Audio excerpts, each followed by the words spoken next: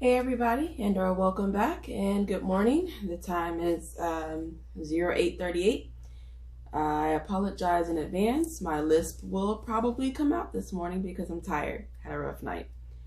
To go over a few reasons why your full term baby may be transferred or go to the NICU.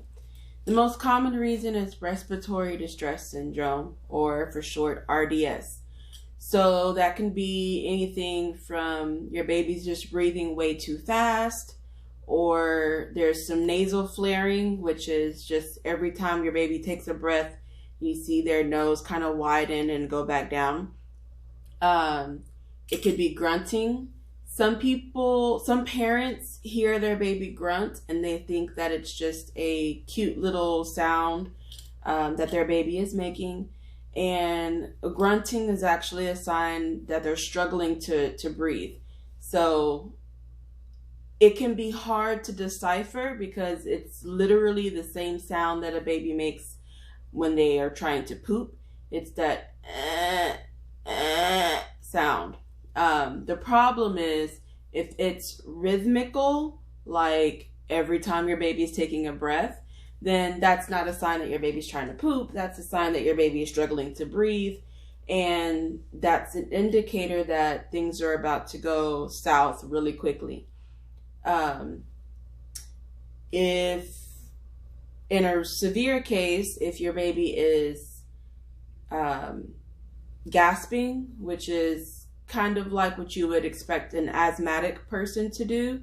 So every time they take a breath in, they're like, if your baby's doing that, that's an immediate transfer to the NICU. That's an automatic no-go.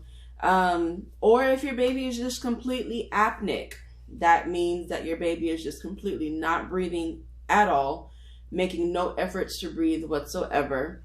That's another immediate transfer over to the NICU. So those are all signs that there's something going on with baby's lungs. I've talked about in other videos before that in the womb, the baby has a lot of fluid on the lungs that needs to come out. But if there's any, problem with the baby at delivery or before delivery, it's going to be hard to get those lungs to cooperate and fill up with air.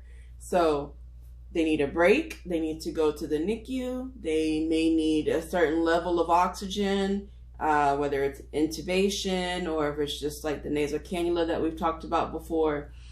For any reason, they need some type of respiratory support. So that's one of the main reasons why a full-term baby will go to NICU.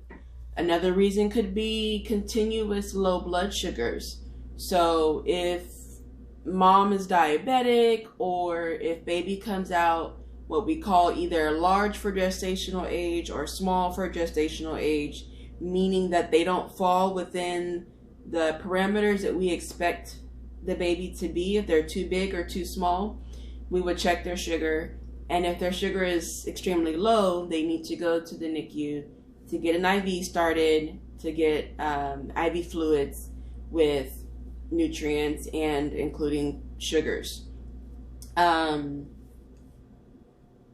reason may be that your baby is what a term that is used is severe IUGR, which literally just means intrauterine growth restriction, which means that your baby's going to come out super, super, super tiny, which is not expected if you're full term. So when you go full term, we expect your baby to be somewhere around 6 pounds or more.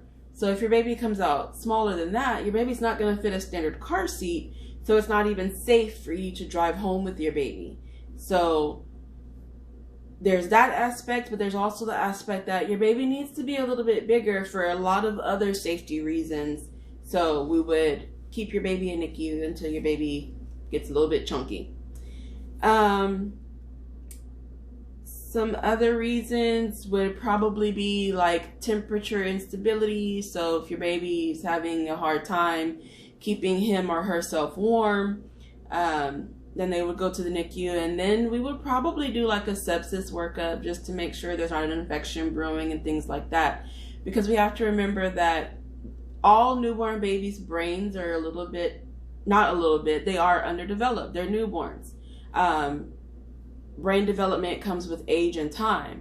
So any newborn, preterm or full term, their brains can only handle so many things at a time. So if there's an infection brewing, one of the first things that their brains forget to tell them to do is to stay warm.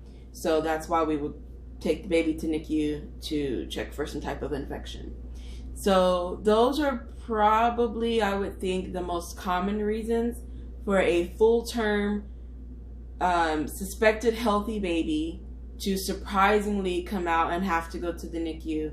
And those are the ones that parents are really, really sad about, because they thought they were going to have a regular, normal baby. And it's just, we're doing what's best for baby. So bear with us. Understand that your baby is getting the care that he or she needs, so that they can go home with you and be a regular, normal baby at some point. So I hope someone learned something today, because that lets me know that I've done my job, and I will see you guys next week. Bye.